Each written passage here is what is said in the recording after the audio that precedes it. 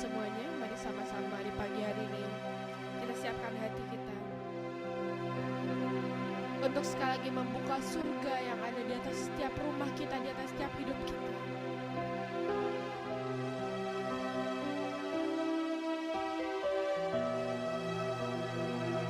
Tuhan, terima kasih Tuhan, terima kasih.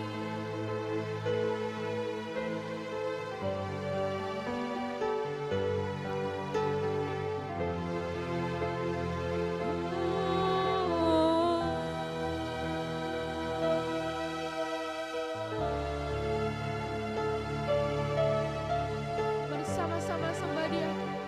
Mari sama-sama sembah Dia.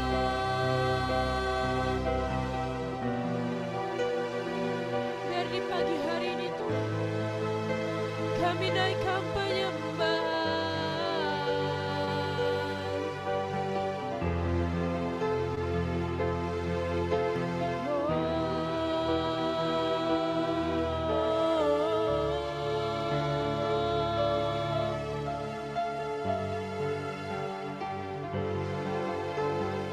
Bapa, Engkau baik. Bapa, Engkau baik. Kau selalu baik kepadaku. Bapa-Ku cinta Kau. Bapa, Engkau baik.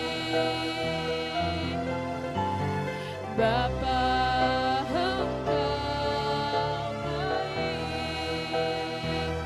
Kau selalu baik kepadaku. Bapa-Ku cinta Kau. Oh, sekali lagi Bapa, Engkau baik. Bapa, Engkau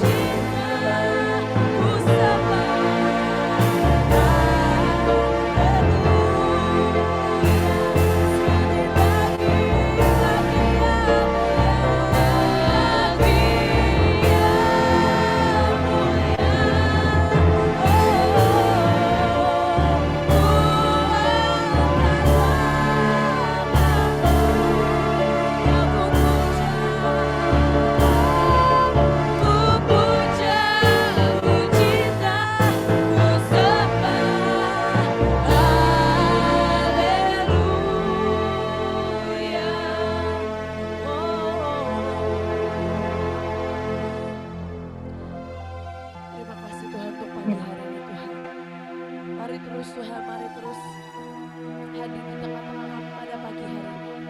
Mari berikan setiap kami roh pengertian hati yang mau diajarkan Tuhan pada pagi hari ini, supaya kami bisa mengerti setiap yang Kau mau sampaikan, supaya kami bisa mengerti setiap apapun yang ingin Engkau lakukan Tuhan. Terima kasih Tuhan, terima kasih. Di dalam nama Tuhan Yesus kami berdoa dan mengucap syukur. Amin. Oke, Shalom Bapak Ibu, selamat pagi. Pagi. Pagi ya, Shalom Shalom. semuanya. Pagi hari ini saya akan share tentang upgrade untuk cara kita mengeksekusi. Oke, Bapak Ibu ada yang tahu eksekutor artinya apa? Eksekutor itu adalah artinya pelaksana firman. Jadi kalau ada panggilan sebagai eksekutor, itu adalah panggilan untuk kita semua, Bapak Ibu sekalian ya. Itu bukan cuma panggilan untuk pemimpin, bukan cuma panggilan untuk orang-orang tertentu, tapi itu adalah panggilan untuk kita semua, karena kita adalah pelaksana firman-Nya. Amin, Bapak Ibu.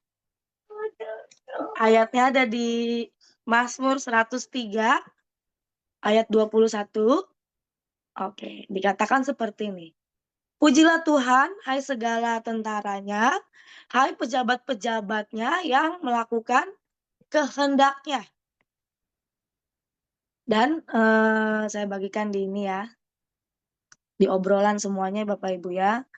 Mazmur 103 ayat 21. Pujilah Tuhan, hai segala tentaranya, hai pejabat-pejabatnya yang melakukan kehendaknya. Jadi jika kita adalah seorang eksekutor, kita adalah pejabat-pejabatnya Tuhan. Karena tadi dikatakan kita melakukan kehendaknya. Tugas eksekutor adalah pelaksana firman. Dikatakan di bahasa Inggris versi The Message, bless God, all you army of angel, alert to respond to whatever he will.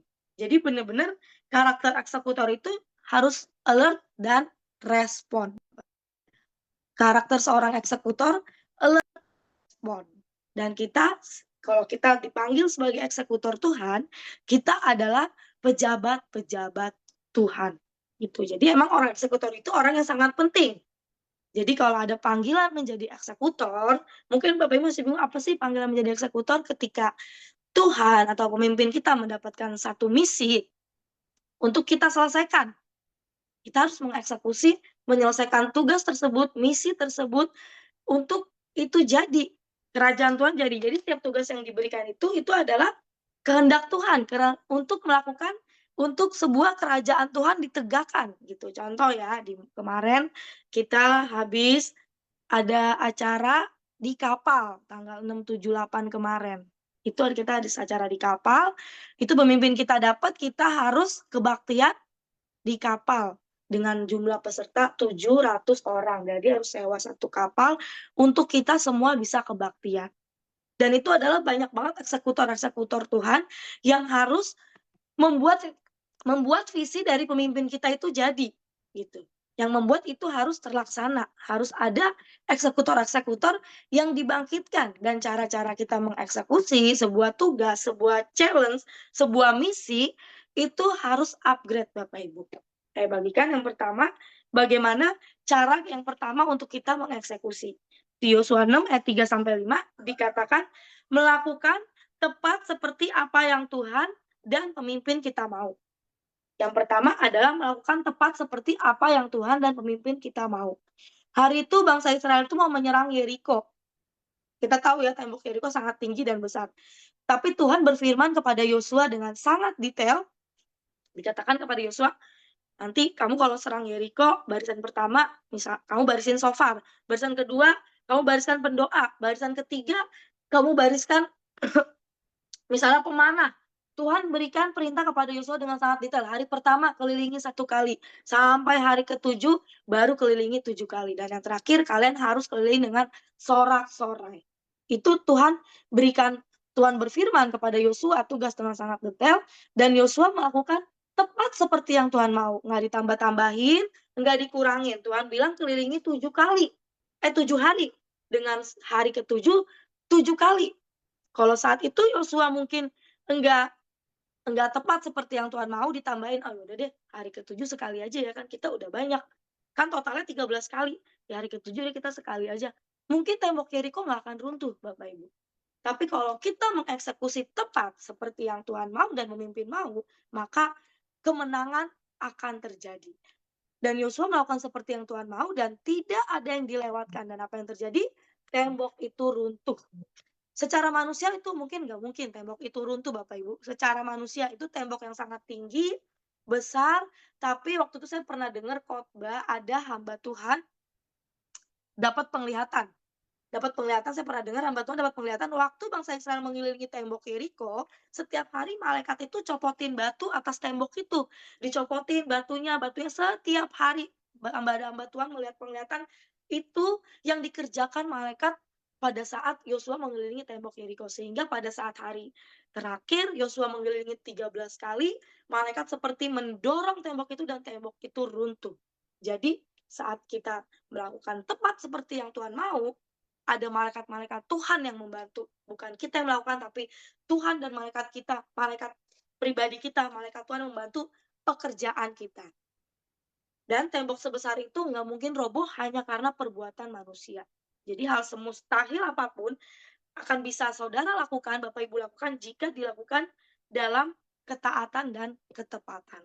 Itu yang pertama untuk cara kita mengeksekusi, melakukan tepat seperti apa yang Tuhan mau dan pemimpin mau. Jadi hari-hari ini kalau kita diberi tugas, diberi visi, diberi mungkin tanggung jawab oleh pemimpin kita, ayo bikin KKR di suatu tempat di sini dengan jiwa-jiwa 10.000 misalnya. Tapi kalau respon kita tadi kan karakternya eksekutor harus berespon dan alert. Tapi kalau sama kita kayak, "Nggak bisa Bu Joel, nggak bisa Bu, itu orangnya nggak ada 10.000 penduduknya. Itu gimana jiwa-jiwanya, gimana biayanya, gimana diadain KKR di mana tempatnya?" Terlalu banyak alasan. Sehingga panggilan menjadi eksekutor itu kita nggak bisa ada di tangan kita. Sehingga kita nggak bisa menjadi eksekutornya Tuhan, pelaksana firman-Nya, penggenap semua apapun yang Tuhan lakukan tadi.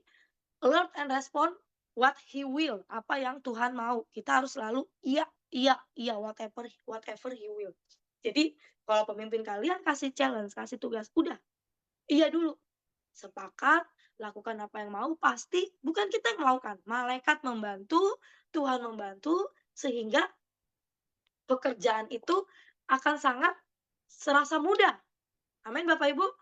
Jadi banyak banget tugas-tugas kayak kita itu kayak seperti agen-agennya Tuhan, banyak banget misi-misi yang diberikan yang mungkin itu impossible, yang mungkin tuh kayak nggak mungkin banget nih bisa dilakukan oleh seorang manusia. Tapi kalau kita melakukan dengan ketaatan dan ketepatan, itu akan menimbulkan sebuah kemenangan, akan membuat sebuah, kehendak Tuhan itu jadi. Yang penting kita mau dulu, berespon dulu, alert dulu dengan setiap tugas yang diberikan. Bapak Ibu kalau nonton Mission Impossible, semua tugasnya bener-bener nggak mungkin banget. Tapi Tom Cruise, pemeran utamanya, untuk menyelamatkan dunia. Karena kalau dia nggak lakukan, dunia akan terkeos-keos, dunia akan ada serangan nuklir dan lain-lain. Bapak Ibu, inilah panggilan kita. Kita juga berdiri apa? Untuk menyelamatkan dunia. Jadi kalau emang hari-hari ini ada tugas untuk dolingin daerahmu, kelilingin, mungkin pemimpinmu suruh kelilingin 50 kali, yang tadinya engkau cuma kelilingin 7 kali, yang tadinya engkau mungkin cuma kelilingin biasanya 10 kali, tapi hari itu Tuhan atau pemimpinmu berbicara, kelilingin 50 kali, kayak, "Nggak mungkin Tuhan, ini kaki saya capek banget."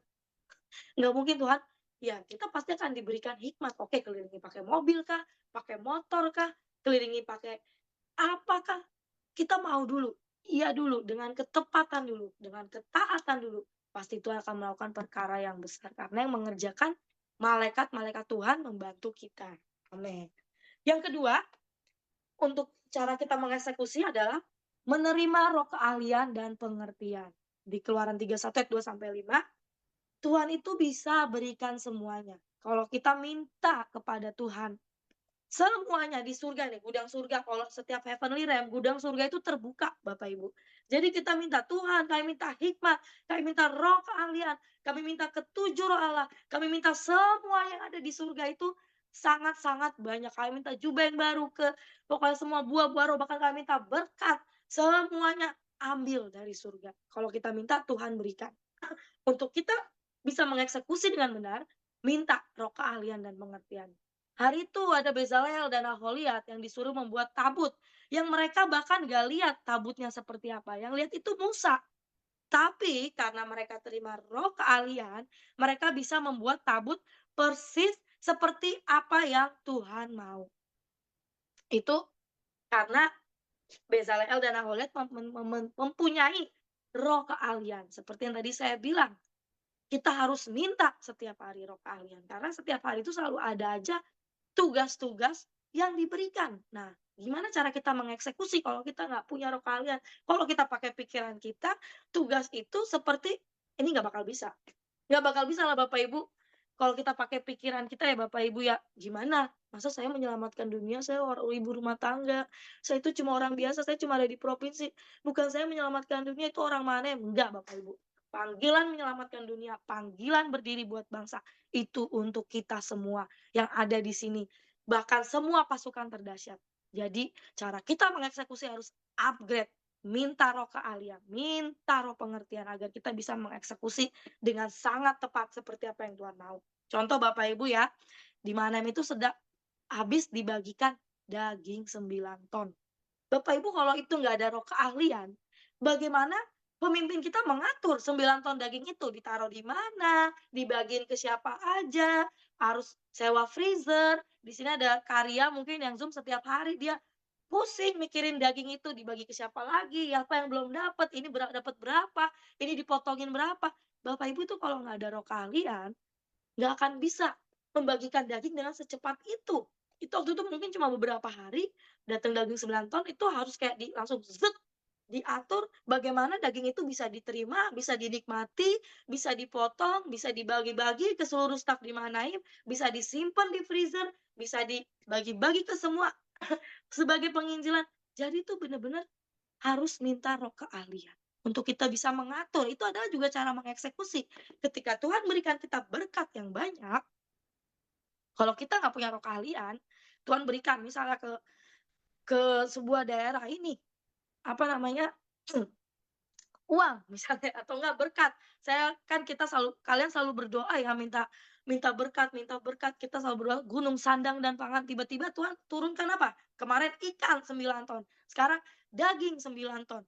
Kalau nggak punya roh keahlian, kita nggak akan bisa mengatur itu, ditaruh di mana, dibagikan ke siapa. Jadi benar-benar setiap hari minta roh keahlian dan pengertian, agar kita bisa mengatur setiap strategi, mengatur setiap tugas. Bapak Ibu, saya di Mahanaim sebagai penari, kalau Ibu Panglima bilang seperti ini, kepada penari, apa tuh kira-kira? Kalau saya semua penari-penari nggak punya roh keahlian, nggak punya roh pengertian, apa ya? Apa ya? Kita nggak ngerti, apa nih? Terus kita begini semua, habis kita dihajar sama Ibu Panglima. Tapi kalau kita tahu roh keahlian ini kode. Oh, artinya puting beliung Bapak Ibu. Kalau Ibu Panglima lagi doa, tiba-tiba dia bilang, "Penari." Nah, kita sebagai penari harus punya roh keahlian menangkap setiap kode. Oh, puting beliung. Ayo, kita kan nggak usah tanya-tanya lagi, "Bu, puting beliung pakai senjata apa, Bu? Puting beliungnya mau menghabisi apa, Bu? Puting beliung di mana, Bu? Blockingnya mau berapa lapis, Bu?" Tapi kalau kita sebagai eksekutor, cara kita mengeksekusi waktu pemimpin kita memberikan cuma kode, gini, "Oke, penari, ayo ambil semua senjata, banner, tamborin, selendang, puting beliung. Kita punya roh keahlian, puting beliung 3 lapis, ayo. Kita soalnya sedang perangi darat, laut, udara, 3 lapis mewakili darat, laut, udara." Gitu. Itu apa? Karena kita punya roh keahlian dan pengertian. Minta itu setiap hari. Minta itu setiap hari Bapak Ibu. Roh keahlian dan pengertian agar setiap tugas, setiap visi, setiap misi yang diberikan oleh pemimpin kita, oleh Tuhan, itu bisa kita kerjakan dengan tepat seperti apa yang Tuhan mau. Yang terakhir, yang ketiga, bagaimana cara kita mengeksekusi? Lakukan beyond the limit. Hari ini kalau kita bisa lakukan satu pekerjaan, mari lewati batas itu dan lakukan 2 pekerjaan. Kalau hari ini panggilanmu satu, sebagai pendoa, mari lewati batas itu, minta 2 pekerjaan sama Tuhan, minta apa namanya, panggilan yang lain Tuhan tambahkan kepada hidupmu. minta melewati batas-batas yang kita punya, yang kita miliki. Contoh olahragawan misalnya mereka lari sehari 5 putaran, lewati jadi 7 putaran. Karena apa Bapak Ibu, semua orang hebat, semua atlet hebat, mereka nggak pernah lakukan sesuai dengan yang limit mereka. Tapi mereka lakukan yang beyond the limit. Tubuh kita ini mungkin memang terbatas, tapi kalau kita melatih dengan sungguh-sungguh seperti Paulus berkata, "Aku melatih tubuhku." Kita sedang melewati batas kemanusiaan kita. Kenapa? Karena kita ini manusia-manusia ilahi yang Tuhan ciptakan. Jadi mari kita lewati semua batas di hidupmu. Lewati semuanya. Saya panggilannya sebagai penari Bapak Ibu, tapi bukan cuma nari, banyak tugas-tugas penari lainnya. Saya juga dipanggil sebagai pembuat jubah, pokoknya banyak Tuhan berikan, mari lewati. Minta ibu yang mengurus anak, gitu. Jadi lewati. Hari ini kalau kamu cuma satu pekerjaan kurang, ayo minta, lewati. Kalau kamu sebagai pendoa syafaat, mari minta. Kamu juga sebagai penjaga kota, minta, lewati batas-batas itu. Lewati, karena tadi kita ini manusia ilahi. Jadi cara kita mengeksekusi harus dengan yang ilahi, bukan dengan cara biasa. Kalau dilakukan dengan cara manusia, dengan pikiran kita, setiap visi, setiap tugas, itu emang nggak akan bisa dikerjakan. Tapi kalau kita melakukan dengan yang ilahi, beyond the limit, tiba-tiba panggilan menjadi seorang penjaga bangsa, itu menjadi sukacita dan menjadi sebuah, wih, keren ya Bapak Ibu, seneng nggak sih kita nih manusia ilahi dipanggil menjadi penjaga dunia. Kayak ini pagi-pagi kita heavenly realm, ini kita juga sedang menjaga dunia Bapak Ibu, kita sedang membangun tembok, benar-benar untuk apa? Untuk ini saudara-saudara kita, tetangga-tetangga kita yang mungkin sedang tidur nyenyak gitu, tapi kita harus bangun pagi-pagi, kita heavenly realm, menarik surga, menarik berkat itu turun, itu adalah sebuah panggilan untuk menjadi penjaga bangsa. Waktu Yosua mengarahkan tembok ke musuhnya, waktu Yosua buat tindakan profetik dan berkata, "Injak tengkuk raja-raja." Waktu perang Yosua berperang dan sudah mau selesai dan Yosua berkata, "Matahari dan bulan berhenti, matahari berhenti." Sejak hari itu, bangsa Israel nggak pernah kalah sekalipun karena ada sesuatu yang ilahi yang Yosua terima dari Tuhan. Jadi cara-cara Yosua mengeksekusi, cara Joshua berperang, itu cara yang sangat ilahi, di luar batas kemampuan manusia. Loh dia bisa menghentikan matahari Bapak Ibu, benar-benar di luar batas kemampuan manusia. Bapak Ibu saya mau kesaksian, Mahanaim itu setiap, penari Mahanaim itu ya setiap ada pelantikan, ada apa, kita selalu buat jubah. Bisa sekitar 100 sampai 150 jubah yang harus dibuat, gitu. Nah itu panggilan saya, memperlengkapi, Tuhan berikan itu membantu lah pemimpin saya untuk penari-penari ini, gimana cara membuat jubah, mengatur, mengeksekusi dari beli bahan, desain, segala macam. Dulu aku lupa tahun berapa, itu tuh waktunya 6 bulan, setiap bikin jubah 100 atau 150 itu waktunya 6 bulan. 6 bulan doang, lama kan Bapak Ibu 6 bulan. Tapi sekarang benar-benar masa percepatan dan benar-benar tadi, melewati batas dalam waktu 2 minggu. Tiba-tiba mau ada acara pelantikan, dalam waktu 2 minggu, ayo bikin jubah. Ibu Panglima dapat kita harus pakai jubah 7 tahun kelimpahan. Tanda kita masuk 7 tahun kelimpahan. Nah, gimana tuh dalam waktu 2 minggu, saya dan tim dan pemimpin saya harus membuat itu jadi. Nggak mungkin dong, nggak bisa Bu, penari kebanyakan, gitu. Bikin 2 aja ya, bikin aja ya buat pemimpin-pemimpin penari yang anak-anak nggak usah dibuatin ya Bapak, nggak usah dibuatin ya Bu, ini soalnya waktunya nggak cukup, gitu. Bisa aja kan, tapi nggak mungkin. Kalau kita menjadi eksekutor, alert and respond. Ayo. Oh ya, siap. Saya langsung keliling beserta tim, ayo cari bahan. Hari itu juga seharian habis cari bahan. Oke, bikin sampel. Oke, setuju langsung atur, minta roh kalian jahit. Untuk itu bisa jadi sebelum tanggal 6 karena kita berangkat ke kapal tanggal 5. Jadi tuh kalau bisa tanggal 3 udah jadi. Saya hitung, aduh nih 2 minggu. Saya doa, "Aduh Tuhan tolong malaikat, kerahkan semua malaikat, doain penjahitnya biar nggak sakit, biar nggak apa." Itulah dia, kita mengeksekusi. Jadi setiap kita diberikan visi, diberikan challenge, kawal itu sampai itu jadi. Tapi kawal, semuanya dikawal. Apa yang diberikan pemimpin kalian visi, pemimpin kalian tugas, kawal. Sampai itu jadi, sampai itu genap. Karena itu adalah rencana Tuhan. Untuk apa kita pakai 7 tahun kelimpahan? Untuk kita masuk masa kelimpahan. Kalau tadinya, "Udah nggak usah dijahit," respon kita seperti itu, "Udah nggak usah dijahit, banyak banget seragam, selalu dapat baju profetik." Ya maaf Bapak Ibu, kalau respon kita seperti itu, kita nggak bisa yang namanya tadi menjadi eksekutor. Mengeksekusi dengan tepat, kita nggak bisa upgrade karena setiap yang ilahi aja kita nggak bisa menghargai, kita nggak bisa terima dengan sukacita. Kalau kita terima seperti jubah yang baru, wah hebat banget nih, ajaib banget nih Tuhan selalu aja mendandani semua penari-penari, setiap ada apa pelantikan selalu aja kita dijubahi, selalu aja kita diberkati. Itu adalah respon yang benar Bapak Ibu. Karena menjadi eksekutor adalah menyelesaikan hal-hal yang kelihatan mustahil bagi dunia, tapi bersama Tuhan impossible is nothing. Tuhan kita nggak terbatas, kita mungkin terbatas secara manusia, tapi waktu kita memilih menjadi manusia ilahi, tidak ada batasan apapun yang bisa menghentikan kita karena roh Tuhan yang dicurahkan kepada kita tidak terbatas. Amin Bapak Ibu. Terima kasih Tuhan Yesus memberkati. Mari kita menjadi eksekutor-eksekutor yang menggenapkan, yang melakukan tepat seperti yang Tuhan mau. Kita deklarasi dulu Bapak Ibu ya. Saya bagikan di ini harus kita gemakan sampai pertemuan Heavenly Rim berikutnya. Gemakan deklarasi kita pagi ini. Mari kita gemakan, saya udah bagikan. Kita boleh open mic. Mari kita gemakan, kita adalah eksekutor-eksekutor ilahi yang Tuhan bangkitkan untuk seluruh Indonesia, untuk seluruh bangsa-bangsa. Kiara paya syakara taya Terima kasih